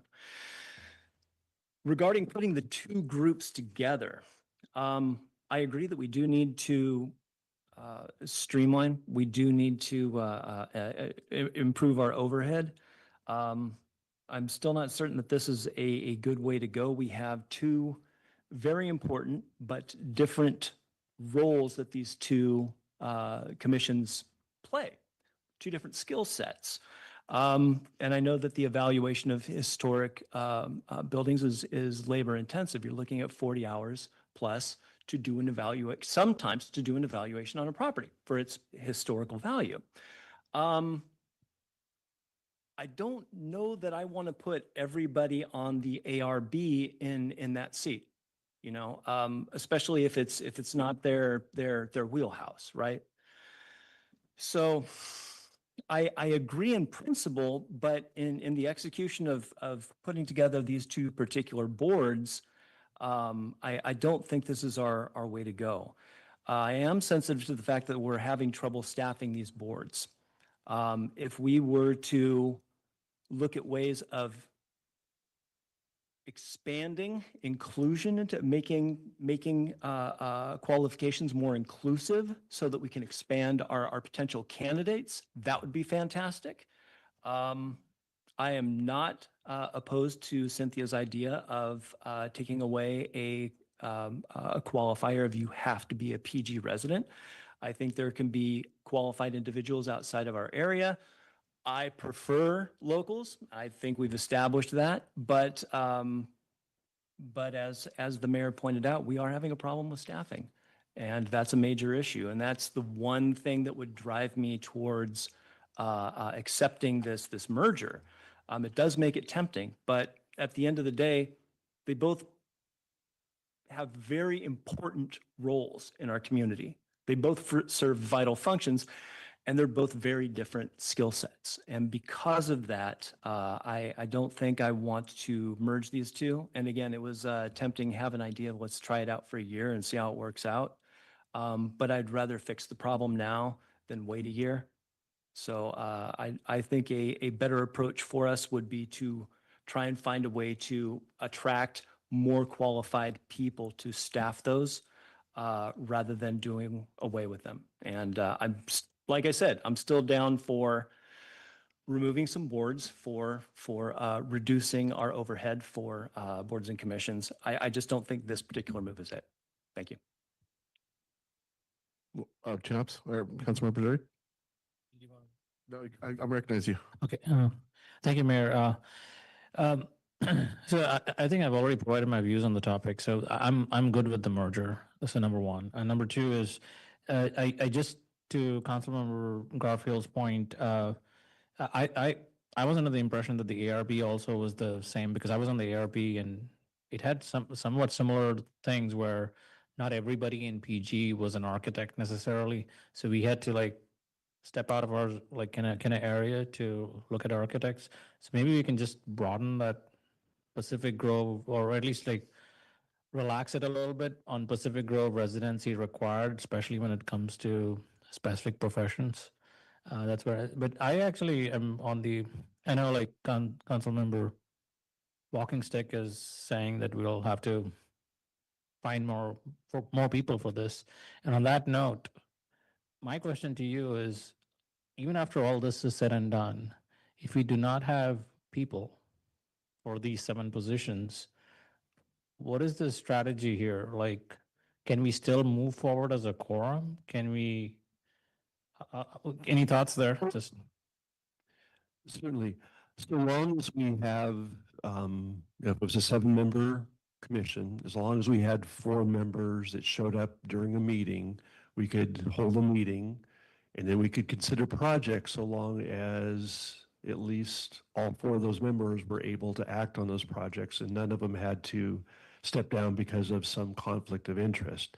It gets a little challenging if one of those members has to step down. You only have 3 that can act on the project. I don't even think this concept of drawing straws where, you know, the remaining 3 get to act, because I think you need a full board for that to work legitimately. So it could be problematic in the future. There could be people that won't be able to have their project considered because you don't have the membership needed to move that project forward. And it would only, the solution would be an appointment of a member to that commission to make sure that there's another body to hear the project and provide the quorum on an application. yeah, and on that note, even when you're talking about quorum and etc., I think it'll be very prudent of us to be explicit on what constitutes a quorum and which of these like recognized bodies is part of the quorum. So if there's no architect, for instance, is that a quorum or not? So I just want to make sure that we're explicit there, because this will be the first thing that everybody does when they sit on the dais. So if you can just make that noted. But otherwise, I think I'm generally supportive of this. I want to see how this goes. And I think we all need to do a better job on recruiting, not only for this AHRC, but for all the boards and commissions. So thank you. Yeah.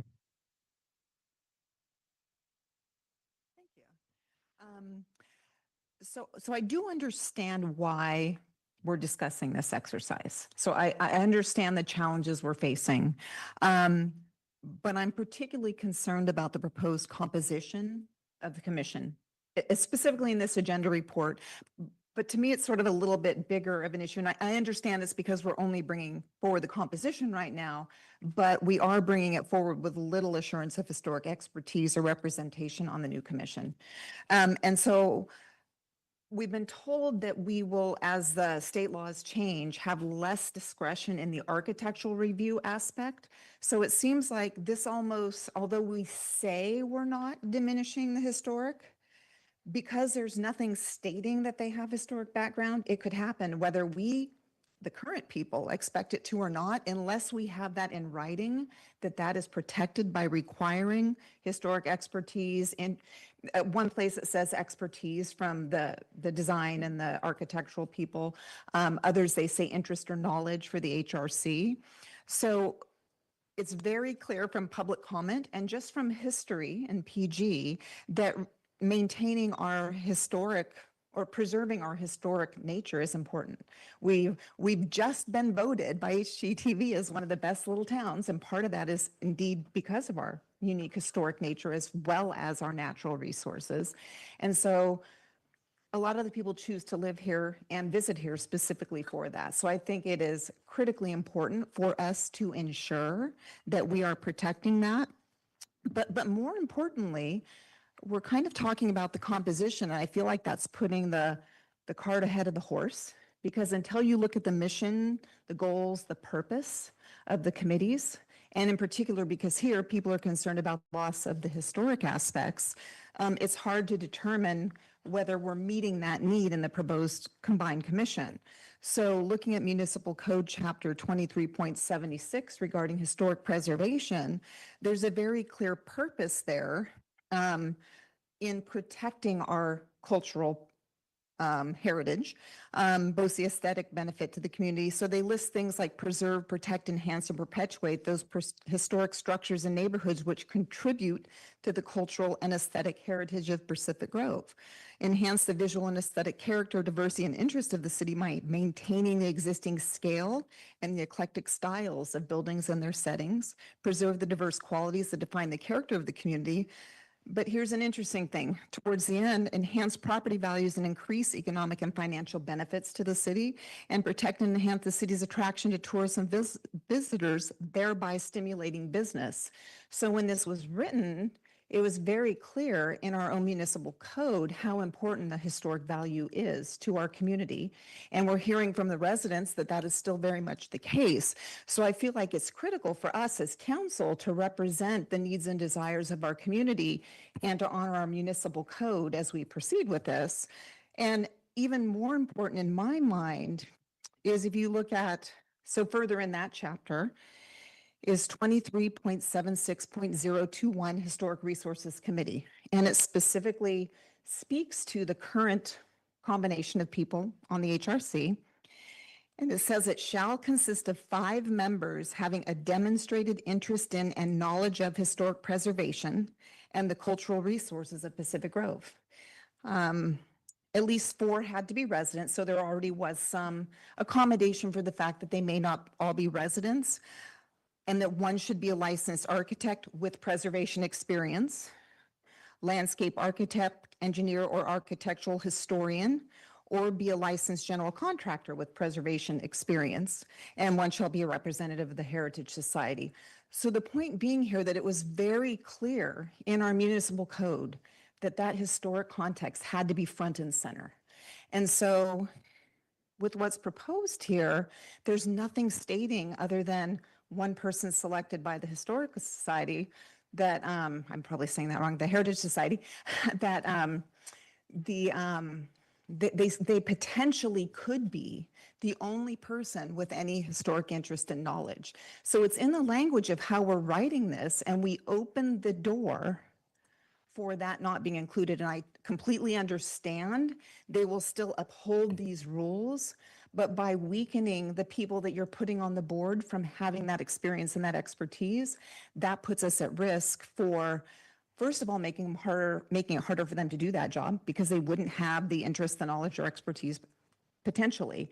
So we have to be very careful, I think, in how we word this and how we form the body. I personally can see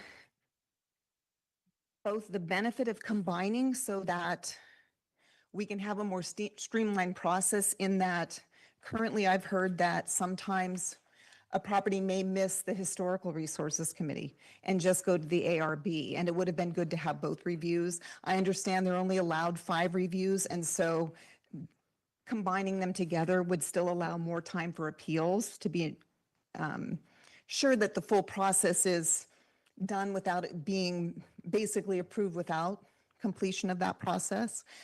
So I understand the potential benefits of combining them, but I'm not okay with the potential loss of the knowledge and experience as it's currently proposed. So I think keeping that preservation experience or demonstrated interest and knowledge in preservation and the cultural resources of Pacific Grove is absolutely critical in defining who the board should be if we're going to have this combined committee. So I'm just I wrote a lot of notes about it. I'm not going to read them all. But so I think that if council decides they're going to proceed with this, we really, I feel, need to beef up the historical nature, because if we don't, we're really ignoring what our community values. And I think we have to show in what we write down that we are maintaining what's important per our code and per our residents. And if council were to proceed, what I would recommend, so the focus keeps being on architectural, and we said AHRC. If council decides to proceed with this, I would actually suggest calling it HARC, Park, the Historic and Architectural Resources Committee, so the historical part stays front and center, because this is critically important to our community, and I think we need to do everything we can to protect that. Okay, understood. So I'm just gonna summarize here. I've got general consensus to move forward with this, 2 objections essentially. And I would just speaking to part of the objections, I think we can't guarantee that we're going to get the volunteers that have that exact experience. So I think by putting that in there, we're going to limit the amount of people that are going to apply for this that might be great members of the board, if trained well, as we heard earlier, could be great. So I'm not thinking that's a great idea. I think that the way that they laid it out on here, and I would recommend we move forward with the motion to move forward on this. I would recommend that we say 5 members or 7 members, 5 of which would be residents of Pacific Grove, 2 of which may be residents of other communities. We go with the one from the construction trade being from out of town, 1 from the construction trade or the building design trade being from out of town being okay, because those people do work in our community quite a bit and they don't necessarily they're not necessarily one of the 15,000 residents of PG. Obviously stick with the heritage person. And at the last one, there's 2 residents of Pacific Grove interested in serving. As I said, I mean, you could potentially add 1 that has preservation experience, but then we might only have 6 members of the commission next year that apply, or that we end up with, because we couldn't field the entire and the people that are on there now may not meet that criteria, then they would roll off or be taken off the board. So I just don't see that right now. Right now I see moving forward with it as it's kind of been suggested by staff with those modifications that I listed. If someone wants to make that motion, and then I'll hear you in a minute, and then make that motion, and I would also maybe even add in the review of the criteria for inclusion on the HRC and an exploration of that when you come back. Does anyone want to make that motion?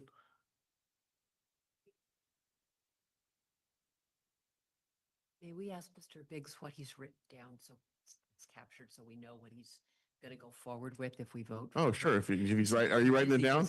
Yeah. I'm trying. Okay. But I'm hearing. Alright, okay.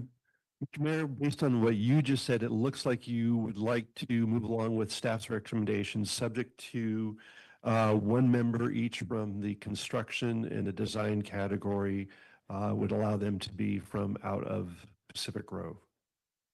Yes. And then also include an exploration of the process for including a property on the HRI. Yes. Go ahead. Go I ahead. think it would be helpful to have language that underscores an emphasis on the historic preservation and our commitment to it. Perhaps in each of the categories of the constituents on the committee, stating how important it is that they have not just interest, but knowledge of and experience with is preferred. I mean, we can say something's preferred without requiring it, but that at every stage along the way, the language we put in there underscores the importance of the historic preservation and honoring the value of our community. There's plenty of language, as we've all quoted around here, so roll some of that in. And I did want to point out that of the things that this committee is going to be responsible for, 5 of them are historic and 1 of them is just architectural. So it's really, in some ways, we're rolling the Architectural Review Board into the Historic Resources Committee, not the other way around. That's a very good point and clarification. The Mayor Pro Tem Amelia was going to make, I think he's going to make the motion. I'm going to attempt. You don't have, you can just say, I think we got it Yeah, I think- recorded. Point of clarification? Yeah, Actually, no, he's making the I'm motion. going to go ahead and make the motion and then we could, This would have to do with that. yeah. You get it on discussion. I'm gonna make a motion. And I'm gonna, I said earlier, about a year, I didn't hear any comments about that, so, except one, I'm going with the motion as review and provide direction to the city manager. Mr. Morganson, I'm sure you kind of caught the glimpse of what was going on with to return with the appropriate ordinance amendments combining the Architectural Review Board and the Historic Resources Commission and start the public review process leading to a recommendation of to the Planning Commission and consideration by the City Council. I'm just going to ask this, Joe, I think, or Mayor Pro Tem, are you okay with what I stated to be the modifications to the recommendation? That's basically, I think, the motion, what it would be. Yeah, and including the recommendations of the makeup of the committee, which you suggested, the mayor suggested. Okay, I think we got everything recorded. I mean, we've done this 3 times already. Are we good? We need a second. I think the most important person in the room is Stephanie, because she's taking all this down and needs to Okay. go into the minutes. Okay. So perhaps we can ask her, have you tracked this? I suppose, she could always review the video if that was needed. So including the make of, right, 5 members of Pacific Grove as a residents, 2 outside of Pacific Grove residents with 1 construction outside of Pacific Grove and then 1 building outside of Pacific Grove as well too. So 5 to make up. And then we also had the we're going to further elucidate the concept on the criteria for the HRI. And what was the last one, John? And then there's also a request that we include supporting information regarding the importance of historic preservation for all the board and committee members. Great. And is that your motion? Yeah. Okay, we got the motion by Emilio. Do I have a second? We have a second by Garfield. Discussion by Councilmember Walking Stick. Okay. Discussion?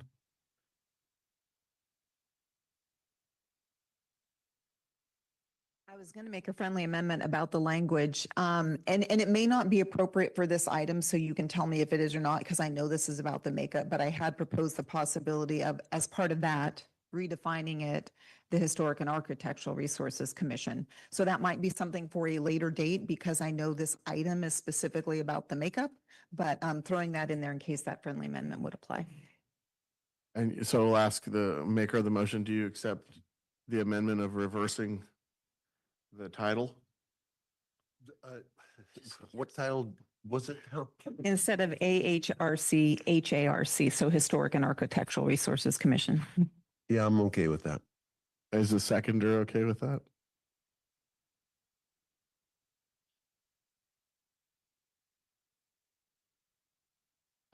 We're not done It's, with all of the yeah, issues. yeah. Gonna come back. But for now, do we want to, you're okay with it Yeah, for now? I'm all right. Okay, Yeah. that's the direction right now. Mr. Mayor, yeah, I just Yeah. want to make sure as far as next steps, everybody's on the same page. In the motion, it basically is saying that we're going to go work on the ordinance at this point and then start the process at the planning commission before it comes back to you. Just want to make sure that that's what you're understanding as well, that we're now developing ordinances, Yes. proposing into the planning. Yeah, we don't want to bring this back without going forward on this. Okay. It's already the third time here. Okay. So we'll take a roll call vote, I think. Yes. Councilmember Garfield, Aye. Councilmember McDonald, Councilmember Pedori, Councilmember Rao, Aye. Councilmember Walking Stick, Nope. Mayor Pro Tem Emilio, Aye. Mayor Smith. Yes. Motion carries 5-2 with Councilmembers McDonald and Walking Stick dissenting. Okay, thank you very much. And thank you for the discussion, everybody. I think we have one presentation tonight. Is that right? That's correct. Yes, Mr. Mayor, we have a presentation on our flock system. I Okay. believe Commander Anderson is going to lead us in that. Okay, we'll go ahead and take that before we go to closed session and we're going to take a break before closed session.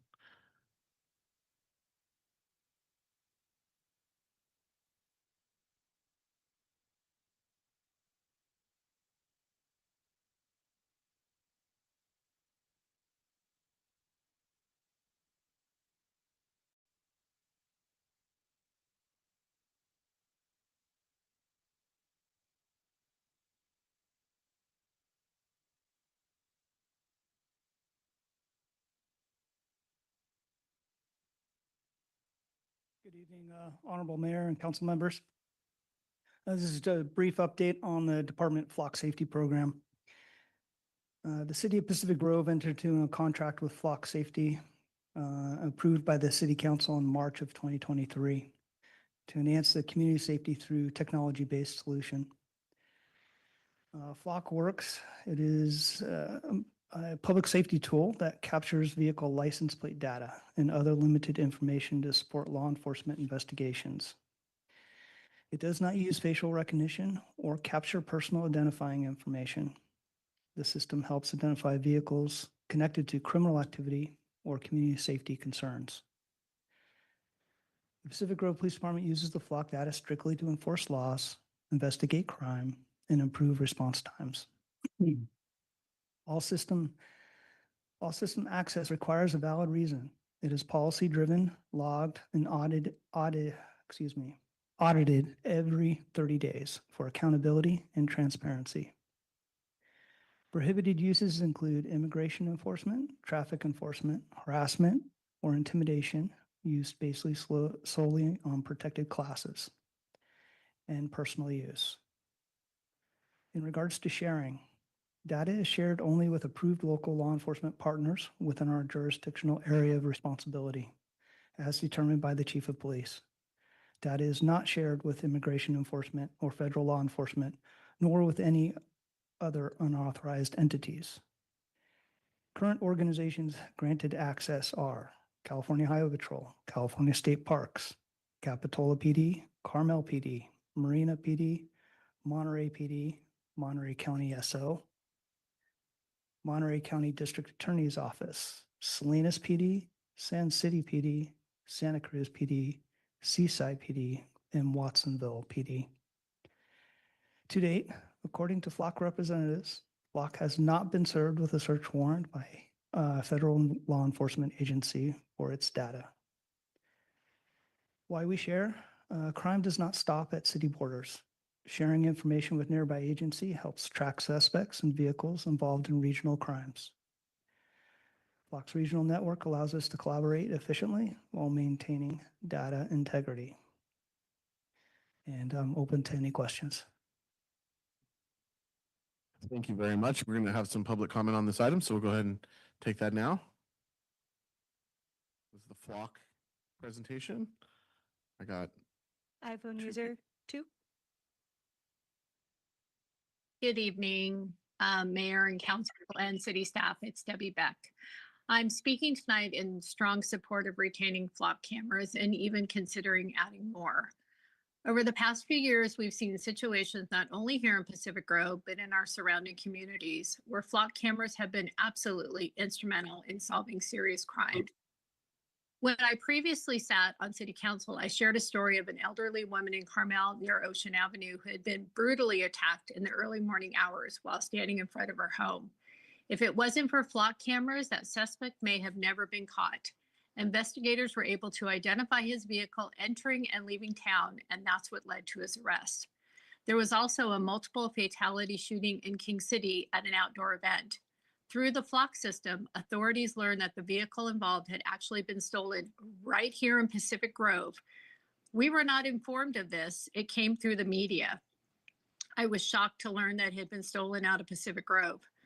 I don't ever want to imagine being the person walking with a child and someone grabs that child, and all I can do is describe the car. Without flock cameras, that would be our reality. This is not about targeting innocent people. This is not about overstepping anyone's privacy. This is about safety, plain and simple. I live in this community, we pay taxes here, and I wholeheartedly support using those tax dollars to invest in safety, whether it's through our police department, our fire department, or our newly formed paramedic team. If we want to continue living in a community that feels safe, that is safe, then keeping the flock cameras is not just a good idea, it's a priority for our community. Thank you for your time. all right. Thank you. Colleen Ingram. Yes, thank you. Thank you for bringing this to the council. I remember when Flock first came in, and I also remember when former council member Beck had an alarmist narrative to promote it. And I understand the comments that were made, the commentary made from the police department, who I do respect, but that was before we have the administration we have right now. I support public safety and I respect our police department. My concern is not our local intent, it's the reality of the access to our automated license plate reader data that can expand beyond Monterey County partners without our knowledge through partner platforms or shifting policies. Assurances alone aren't enough, and we know how surveillance can be misused.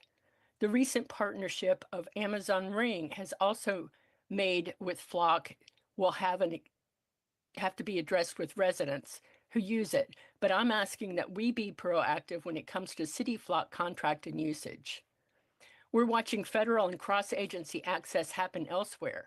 Researchers found local agencies enabling federal immigration searches and tagging queries for Homeland Security investigations inside APLR systems. That's exactly the kind of indirect pathway we don't want touching Pacific Grove data. It's not theoretical. Texas police have used nationwide Flock network to track a woman who self-managed an abortion. This is a civil liberties issue affecting real people right now. And it was a concern before this went into place that there was a potential for this to be misused. We know that there is. We've also seen how extremist or terrorist labels can be misapplied in heated politics. Lawsuits and public statements have fueled fears of ordinary civic participation that could be swept into domestic terrorism narratives. That's why guardrails matter, especially for protesters, journalists, and marginalized communities. Our data retention also, if you look at the Flock website, our local agency can extend the 30-day retention to this information. Well, so can a public agency that was democratically appointed or elected. So there could be an override, and I want to, as a resident be assured that our current administration cannot override the guardrails and boundaries that we put on this data in our county. This isn't anti-law enforcement, it's pro-accountability, pro-transparency, and pro-trust. I hope that you listen to this. Thank you. Any further? We do not have any further online public comment. Okay. Any comments? Can I ask a question? Absolutely. Thank you for that, Commander. What is the process today for sharing information? Say hypothetically that ICE wanted our data, what would be the process that they would use to get that data? They would put a request into us and it would be denied. And so so you're saying that anything, it would require a subpoena signed from a judge that would facilitate us giving them our information. Is that correct? They could go that route and get a court order for the information, but more than likely that would be served directly with Flock. And if all of those other agencies that you listed have access to our data, if they were to be served, or if an ICE agent went into King City and said, can I see Pacific Grove's data, what would stop them from doing that? There's an agreement that's in place with the cities that we share with, that it is not shared with Federal law immigration. enforcement. Immigration. It's strictly prohibited, even on the Flock website, to share with immigration services. Is there any way that these Flock cameras can be used with facial recognition? Not that I'm aware of. It's one of the prohibited uses for the Flock cameras. Okay, so there's no mechanism, or it would be an And enhancement? these you'd have to cameras are ask for? specifically designed to capture license plates. Okay. I think that answered my questions. Thank you. Thank you for the questions. I appreciate those clarifications from you guys, from the department. I appreciate that. Councilmember Dirty? Thank you. I did want to follow up on a couple too. Thank you for sharing this information. Safety is obviously paramount, so I totally get it. Just on the data retention part, is that like a standard data retention that we have with Flock, or is there like a policy that we need to institute to say it needs to be a certain set of days? So the standard is 30 days. So Flock doesn't retain anything past 30 days. And that's the agreement in the currently what we have in the contract with Flock. And that's just been their standard throughout nation. Okay. You as a council can vote to extend that or change that standard. Okay, and so technically we can, if we want, say, data can be retained only for 14 days. I'm just hypothetical, we can say that and that can be instituted? Yes, to my knowledge. Okay, thank you. Similarly, like just you mentioned like data sharing with other kind of like seemed like within the county. Is that true, or is that broader than Pretty that? much along the coast, the Monterey Bay, and then a couple of our larger cities that are just inland from us. Okay. Do we, and this is just me thinking more broadly here. I know like a lot of technology, right? Like just changes over time, but a lot of technology is now reliant on AI. And I know when it comes to data sharing agreements, what is exactly happening with that data and any kind of AI tool that any other organization may have that can, again, lead to other consequences. And I was just wondering if within the Flock system, with our agreement that we have with Flock, do we have any language to say how it is being used through AI or other mechanisms? That's something I would have to research and get back to you. Okay, thank you. I think this is coming timely. I know we're seeing a lot of news, so I think it's a good discussion to have. And I just wanted to also mention that we do have more broadly within the city. We at least have an AI related item that we've asked the staff to look into. Perhaps both of these can be like looked into at the same time. Thank you. Yeah, thank you, Mayor. approximately 3 years ago, when Chief Madelone was on, that they had started the flock system.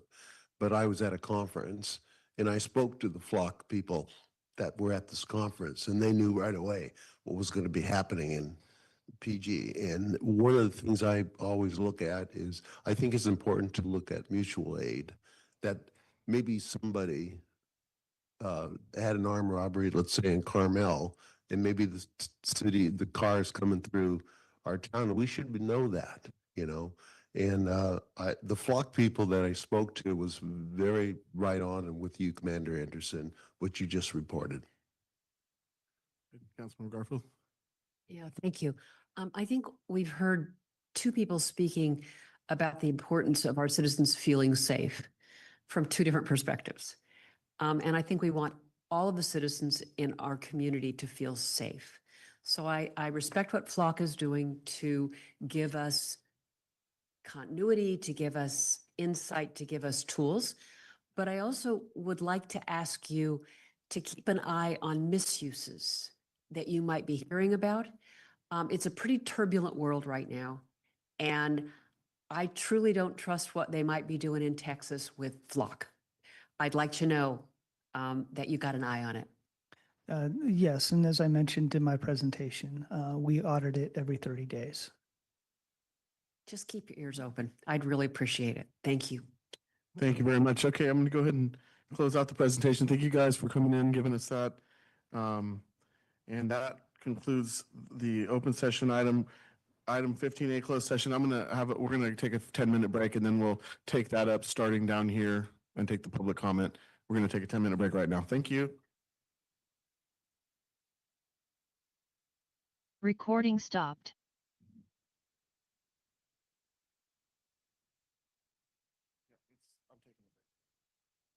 I'm not doing it right now. Me too.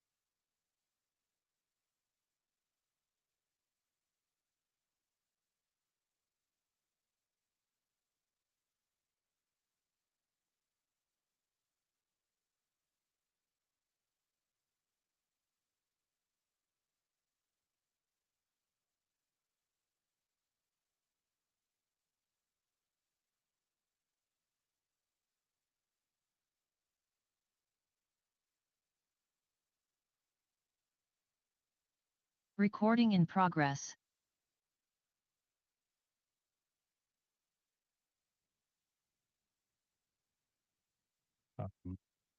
CPG Zoom is mute. Is that okay? Oh, You're muted, Mayor. okay. Thank you very much. Okay, here we are. We're back for our final item, item 15A of our agenda tonight. It's closed session. We're going to be going back into closed session. I'll ask the city attorney to read the closed session item for us. Yes, I'll do that. It is a conference with legal counsel, anticipated litigation, significant exposure litigations authorized by Government Code Section 54956.9 D2. The number of cases is 1. Great. Thank you very much. And now I'll open it up for public comment on the closed session item. Do we have any attendees on the Zoom? We do not have any online public comment. Okay. There's no one in chambers wishing to comment. We're going to go ahead and take it adjourn to closed session, and we will report out at the next meeting, right? Is that correct, Mr. City Attorney? We can report. It's unlikely there will be any Oh, that's sort of right. action. Okay, got it. Thank you very much. We're going to closed session now. Upstairs. We're adjourned. Recording stopped.